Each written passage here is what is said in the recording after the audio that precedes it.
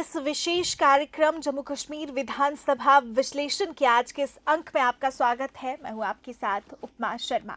इस कार्यक्रम में बात करते हैं दिन भर हुई चुनावी सरगर्मियों की और आप तक लेकर आते हैं दिन भर चुनाव से जुड़ी बड़ी खबरें। तो चलिए आज के इस अंक की शुरुआत करते हैं और बात करते हैं आज की सबसे बड़ी खबर की। इस कार्यक्रम में हम आपको बताते हैं कि किस तरह से आज दिन भर जो चुनावी सरगर्मियां हैं वो रही और कौन से नेता ने किस पर आरोप लगाए, क्योंकि जम्मू कश्मीर की राजनीति में इस समय आरोप प्रत्यारोप की राजनीति चरम पर देखने को मिल रही है। तो सबसे पहले बात करते हैं महबूबा मुफ्ती की। महबूबा मुफ्ती जो पीडीपी की अध्यक्ष हैं, जम्मू कश्मीर की पूर्व मुख्यमंत्री हैं। आपको बताते हैं कि महबूबा मुफ्ती ने आज एक पत्रकार वार्ता को संबोधित किया जिसमें उन्होंने आवाम इत्तेहाद पार्टी पर कई आरोप लगाए। कल रात को एक वाकया हुआ था जिसमें एआईपी के कार्यकर्ताओं और पीडीपी के कार्यकर्ताओं के बीच में झड़प हुई, जिसमें कुछ जो कार्यकर्ता हैं वो घायल भी हुए और उसके बाद पुलिस ने इस पूरे मैटर को देखा और जो कार्रवाई वहां पर बनती थी वो कार्रवाई भी की गई, लेकिन उसके बाद से आरोप प्रत्यारोप की राजनीति शुरू हो गई। पीडीपी और एआईपी के बीच में आरोप प्रत्यारोप का सिलसिला देखने को मिला। महबूबा मुफ्ती ने आवाम इत्तेहाद पार्टी पर कई आरोप लगाए और इंजीनियर रशीद पर कई सवाल खड़े किए। महबूबा मुफ्ती ने ये कहा कि आवाम इत्तेहाद पार्टी के जो संस्थापक हैं इंजीनियर रशीद, वो इस समय जेल में बंद हैं, लेकिन वो ये पूछना चाहती हैं कि आखिरकार पार्टी को किसकी सपोर्ट है। उन्होंने कहा कि इतने समय से उनके नेता यानी कि इंजीनियर रशीद जेल में बंद हैं, लेकिन इसके बावजूद जो पार्टी है वो चुनाव प्रचार कर रही है और चुनाव प्रचार में काफ़ी संख्या में लोग उमड़ रहे हैं। लोगों का समर्थन आवाम इत्तेहाद पार्टी को मिल रहा है और इस सब के लिए संसाधन कहां से आ रहे हैं, पैसा कहां से आ रहा है, ये सवाल महबूबा मुफ्ती ने खड़े किए और साथ ही साथ इनडायरेक्टली भारतीय जनता पार्टी पर निशाना साधा और कहा कि वो ये जानती हैं कि किसकी सपोर्ट पर आवाम इत्तेहाद पार्टी और यहाँ के जो इंडिपेंडेंट कैंडिडेट्स हैं वो इस समय चुनावी मैदान में हैं और इस तरह से अपनी जो चुनाव प्रचार की प्रक्रिया है उसे चला रहे हैं। और उन्होंने साथ ही साथ ये भी कहा कि जो आवाम इत्तेहाद पार्टी है वो बीजेपी की प्रॉक्सी पार्टी है। महबूबा मुफ्ती ने कई गंभीर आरोप इंजीनियर रशीद पर लगाए और इस सब पर कई सवाल भी किए। इंजीनियर रशीद साहब तो जेल में हैं, तो ये जो पार्टी बनाने में मुफ्ती साहब को 50 साल लगे और अभी तक हमारे पास ऐसे रिसोर्सेज नहीं है कि हम जगह जगह कैंडिडेट खड़ा करें। एक आदमी जो जेल के अंदर है, पार्लियामेंट इलेक्शन लड़ते हैं, बहुत अच्छी बात है। अब उनकी ये ऑर्गेनाइजेशन के पीछे कौन है जो जगह जगह उनके लोग खड़े होते हैं? वो पैसा कहां से आता है, वो फंड्स कहां से आते हैं और सबसे बड़ी बात वो जुर्रत कहां से आते हैं जिसकी वजह से वो गुंडागर्दी करते हैं। अगर वहीं महबूबा मुफ्ती के इन आरोपों के बाद इंजीनियर रशीद का बेटा अबरार रशीद सामने आया। अबरार रशीद ने महबूबा मुफ्ती द्वारा लगाए गए सभी आरोपों को झुठलाया, उन्हें निराधार बताया। दरअसल अबरार रशीद एक जनसभा को संबोधित कर रहे थे। डूरू अनंतनाग में ये जनसभा आयोजित हुई थी और उस जनसभा की शुरुआत ही महबूबा मुफ्ती के टॉफी और दूध लेने वाले बयान से हुई। आप तस्वीरों में देख सकते हैं कि किस तरह से जनसभा में जो लोग हैं उनका जन सैलाब उमड़ा है और किस तरह से लोग आवाम इत्तेहाद पार्टी के समर्थन में और पीडीपी के अगेंस्ट नारेबाजी करते हुए नजर आ रहे हैं।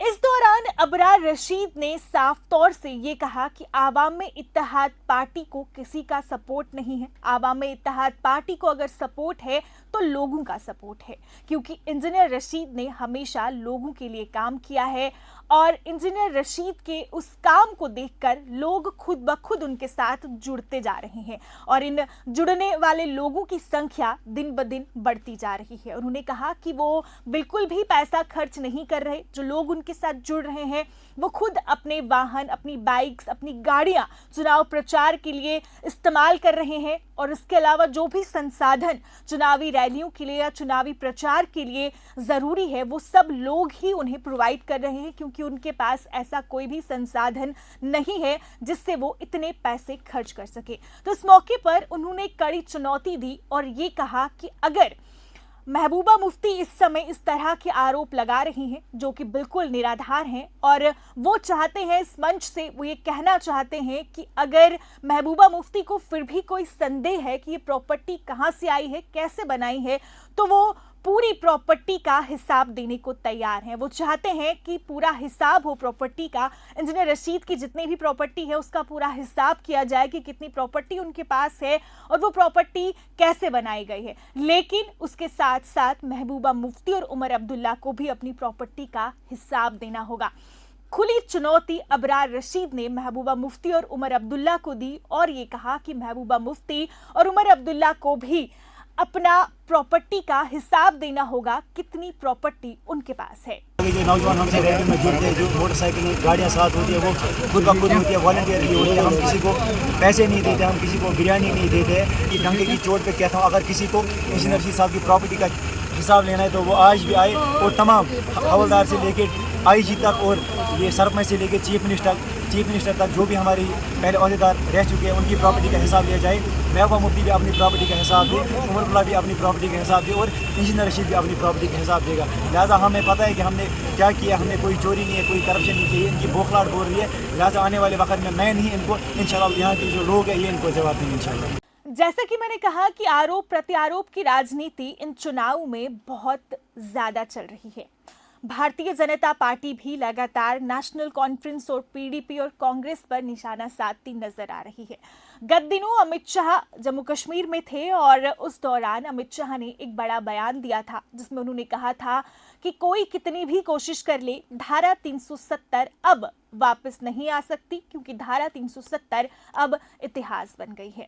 अमित शाह के इस बयान पर आज फारूक अब्दुल्ला ने पलटवार किया।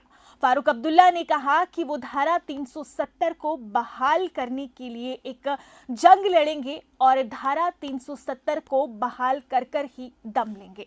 फारूक अब्दुल्ला ने कहा कि जिस तरह से केंद्र सरकार को धारा 370 को हटाने के लिए कई साल लग गए, क्योंकि कई सालों से कोशिश की जा रही थी धारा 370 को हटाने की, और अब जब धारा 370 हट गया है तो वो भी कोशिश करेंगे कि धारा 370 को बहाल किया जाए।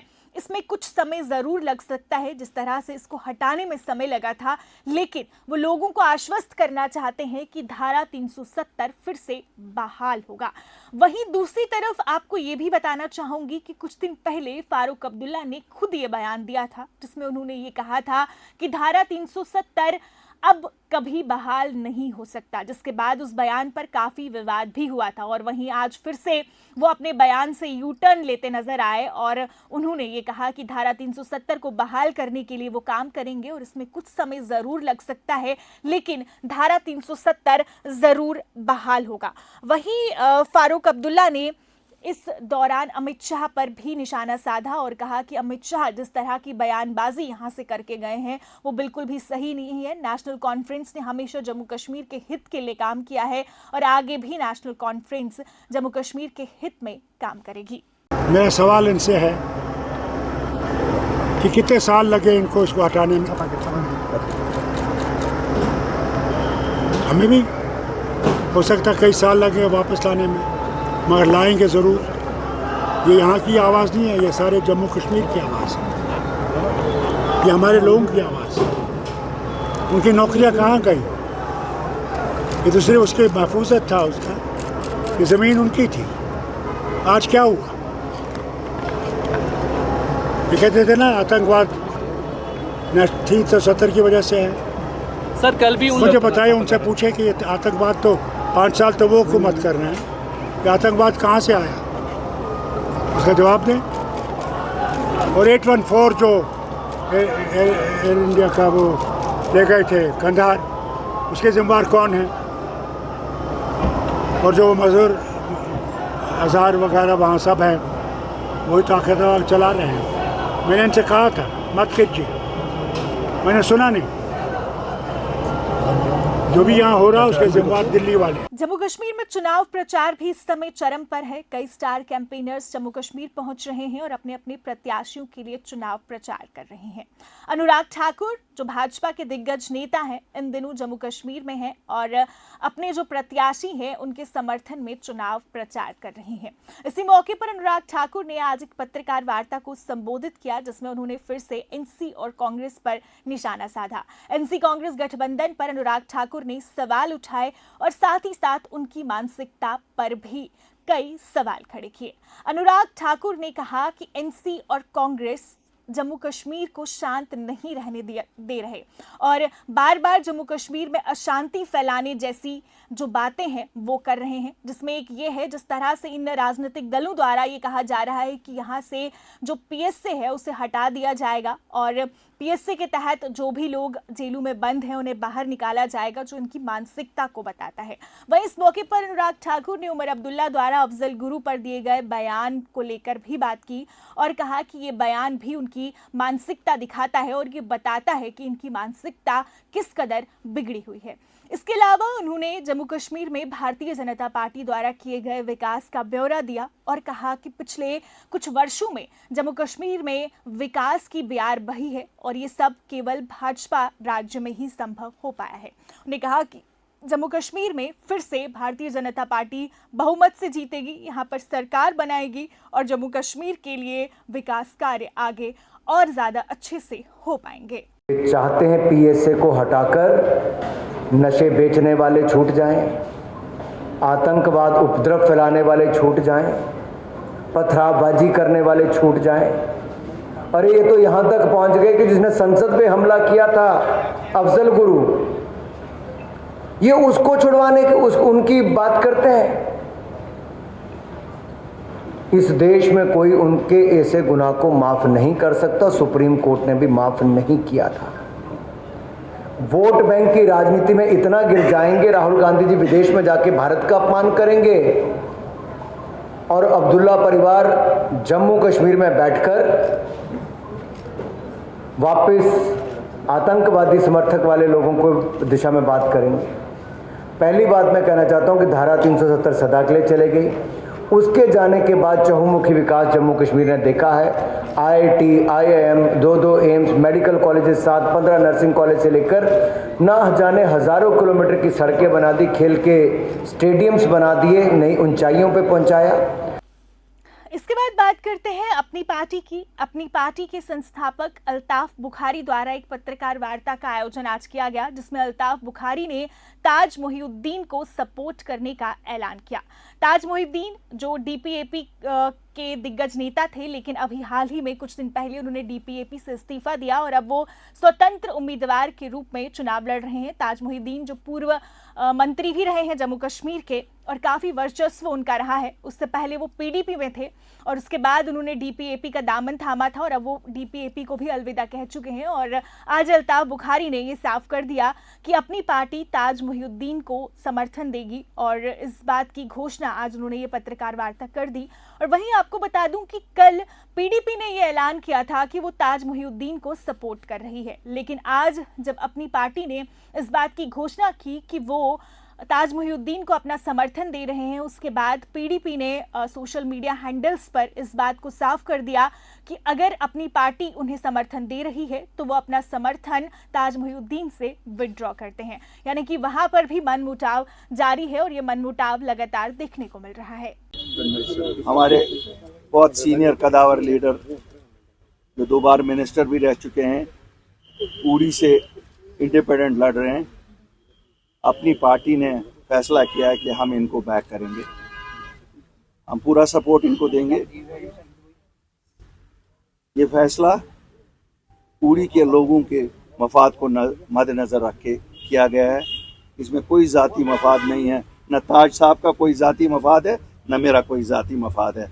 इसके बाद बात करते हैं भारतीय जनता पार्टी के बांडीपुरा से उम्मीदवार नसीर लोन की। नसीर लोन ने आज एक जनसभा को संबोधित किया और इस मौके पर एक अहम बयान वो दे गए, जिसमें उन्होंने कहा कि कश्मीर घाटी में जो भी बदलाव हुआ है वो भारतीय जनता पार्टी की वजह से हुआ है। आज अगर कश्मीर घाटी में पत्थरबाजी नहीं हो रही, अगर हड़ताल बंद यहाँ पर नहीं है तो वो केवल भारतीय जनता पार्टी के सत्ता में ही यहाँ पर संभव हो पाया है, क्योंकि केंद्र सरकार ने इतना विकास किया है कि अब कश्मीर घाटी के जो लोग हैं उन्हें भी समझ में आ गया है कि उन्हें किसके साथ जाना है। उन्होंने कहा कि वो इतना श्योर है इस चीज में कि लोग उनका समर्थन करते हैं कि अगर वो यहाँ से नहीं जीते, यानी कि बांडीपुरा सीट से अगर वो विजय नहीं हुए, तो वो भारतीय जनता पार्टी को अलविदा कह देंगे, भारतीय जनता पार्टी को इस्तीफा दे देंगे। पूरी है तो मुमकिन है, अब के बार मोदी सरकार, बार बार मोदी सरकार, चौथी बार मोदी सरकार। तो आखिर में बात करते हैं भारतीय जनता पार्टी की। भारतीय जनता पार्टी ने आज कुछ अहम फैसले लिए और इसमें आपको ये बता दूं कि भारतीय जनता पार्टी ने प्रदेश कार्यकारी अध्यक्ष सत शर्मा को नियुक्त किया। जेपी नड्डा द्वारा एक घोषणा पत्र जारी किया गया जिसमें इस बात की घोषणा की गई कि सत शर्मा अब भारतीय जनता पार्टी के कार्यकारी अध्यक्ष होंगे। इस समय भारतीय जनता पार्टी में आपस में जो कलह है वो देखने को मिल रहा है। मनमुटाव कार्यकर्ताओं के बीच में लगातार जारी है। सीट बंटवारे को लेकर बवाल देखने को मिल रहा है।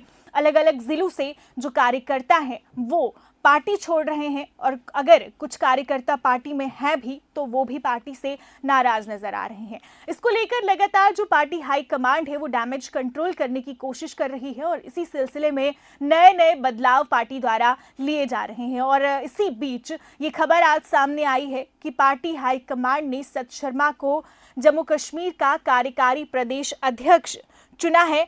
और वहीं इसके साथ साथ आपको ये भी बता दूं कि आगामी विधानसभा चुनाव के लिए डॉक्टर निर्मल सिंह को प्रदेश चुनाव अभियान समिति का अध्यक्ष और चौधरी सुखनंदन को प्रदेश चुनाव अभियान समिति का उपाध्यक्ष और कविंदर गुप्ता को प्रदेश चुनाव प्रबंधन समिति का अध्यक्ष नियुक्त किया गया है। ये कुछ बड़ा बदलाव है जो भारतीय जनता पार्टी ने लिया है। और आपको साथ में ये भी यहाँ पर बताना चाहूँगी कि ये जितने भी भाजपा नेता हैं जिन्हें आज ये नई जिम्मेदारियां सौंपी गई हैं, इन्हें पार्टी से टिकट नहीं मिला। तो कहीं ना कहीं जो विपक्षी दल हैं वो इस पर भी बात कर रहे हैं और ये बताते हुए नजर आ रहे हैं कि शायद पार्टी ये भी डैमेज कंट्रोल करने के लिए कर रही है। हो सकता है कि ये नेता भी पार्टी से खफा हो और इसी कारणवश इन नेताओं को पार्टी ने ये नई जिम्मेवारियां सौंपी हो। तो ये थी आज दिन भर की कुछ चुनावी गतिविधियां जो इस समय मैं लेकर आपके समक्ष हाजिर हुई थी। आपका इस सब पर क्या विचार है कमेंट के माध्यम से हमें जरूर बताइए। और फिलहाल आज के अंक में इतना ही। कल नया अंक लेकर नई चुनावी सरगर्मियों के साथ फिर होंगी हाजिर। तब तक के लिए दीजिए इजाजत और देखते रहिए द अर्थ न्यूज़। नमस्कार।